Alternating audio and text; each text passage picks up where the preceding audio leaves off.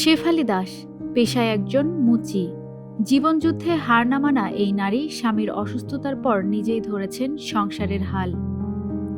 রাস্তার ধারে বসে জুতা সেলাই, রং আর পালিশ করে যা আয় হয় তা দিয়েই কোনোভাবে চলে তার সংসার। অফিসে 5,000 টাকা ঝাড়ু মোছার কাজ করতাম।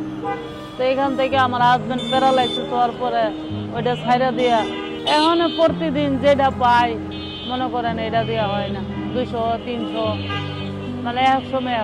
স্বামী তো ভালো থাকতে কইরা খাওয়াইছে, এখন উনিরা খাওয়াইতে হবে না। এরই মধ্যে 2 মেয়েকে বিয়ে দিতে গিয়ে মাথায় উঠেছে ঋণের বোঝা। 3 লাখ টাকার মতন দেলা আছে, অনেক মানুষে পারে না। আমার ছেলে মেয়ে শুদ্ধ নিয়ে যেতে হবে। এই কিস্তির অফিসে কালকা নিয়ে 3 ঘন্টা বইতে দিচ্ছে টাকার লেগে। একদিকে সংসারের খরচ, অন্যদিকে অসুস্থ স্বামীর চিকিৎসা। Lily whipped shea mystic glowing body wash, secret to ultimate glow.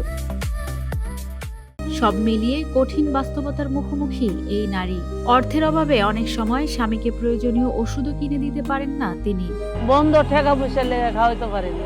তারপরেও থেমে নেই শেফালীর জীবনযুদ্ধ। প্রতিদিন রাস্তার ধারে অন্যের জুতা মেরামত করেন, চকচক করে দেন।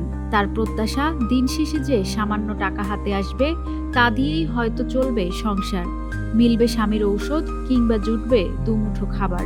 অন্যের জুতা চকচক করে দেন শেফালী, কিন্তু অভাবের কালো ছাপ যেন কাটছেই না তার নিজের সংসার থেকে।